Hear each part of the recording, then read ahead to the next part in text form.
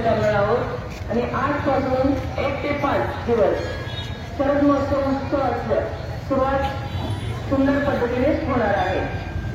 या कार्यक्रमात सर्व उपस्थित शाळेतल्या शिक्षिका, मुली आणि आमच्या PSI मॅडम, आमचे निमंत्रक आयोजक डॉक्टर नितीन सावंत साहेब व सर्व त्यांचे सहकारी आणि सर्व नवनवीन नागरिक यांचे मी प्रथमतः स्वागत करते।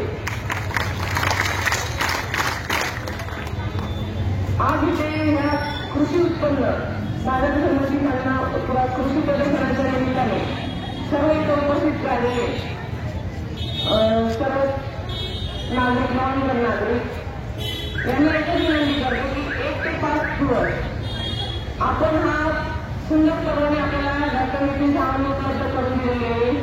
सर्व शेतकरी बांधव, सर्व नागरिक, सर्व महिला यांनी आता पुरेपूर आस्वाद घ्यावा आणि ह्या कार्यक्रमाला साथ चांगला हवा।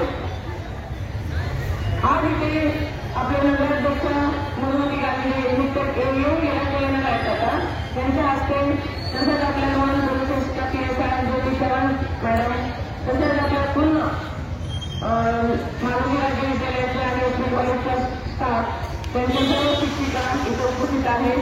त्यांच्या हस्ते आपण त्यांचं पूजन करणार आहोत आणि या कार्यक्रमाची सुरुवात करणार आहोत। तरी सर्वांनी याला चांगल्या पद्धतीने सहकार्य करायची एवढंच विनंती। धन्यवाद। आयोजन करत आहोत आणि याच्या पहिल्या दिवशी या कृषी दिंडीने आपण सुरुवात करणार आहोत। या कृषी दिंडीच्या निमित्ताने या ठिकाणी नगरपंचायतच्या प्रांगणामध्ये उपस्थित असलेले सर्वच या मुलं मुली, त्याचबरोबर या ठिकाणी आपल्या लोणंद पोलीस स्टेशनच्या चव्हाण मॅडम, त्यांच्या सहकारी, त्याचबरोबर कन्या शाळा असतील, बाकीच्या सर्व ज्या शाळा या सहभागी होत आहेत त्या आपण सगळ्यांचे शिक्षक वृंद, सर्व या ठिकाणी उपस्थित असलेले नागरिक, या कृषी महोत्सवाच्या पहिल्या दिवशी ही एक जनजागृतीच्या निमित्तानं आपण ही कृषी दिंडीने सुरुवात करतोय। त्याचबरोबर ही कृषी दिंडी बाजार तळावरती कृषी महोत्सवाच्या स्थळावरती तिचा समारोप होत असताना त्या ठिकाणी आपल्या पंचक्रोशीतील सर्व शाळांतील मुलींचा तिथे उपस्थिती राहणार आहे आणि महिला सबलीकरण असेल किंवा आपल्याला निर्भया पथकचं सादरीकरण त्या ठिकाणी केलं जाईल। त्याचबरोबर आज सायंकाळी केलं जाणार आहे आणि अशा पद्धतीने हा पहिला दिवस संपन्न होईल। उद्या सकाळी 11 वाजता या कृषी महोत्सवाचं उद्घाटन सर्व मान्यवरांच्या उपस्थितीत संपन्न होईल।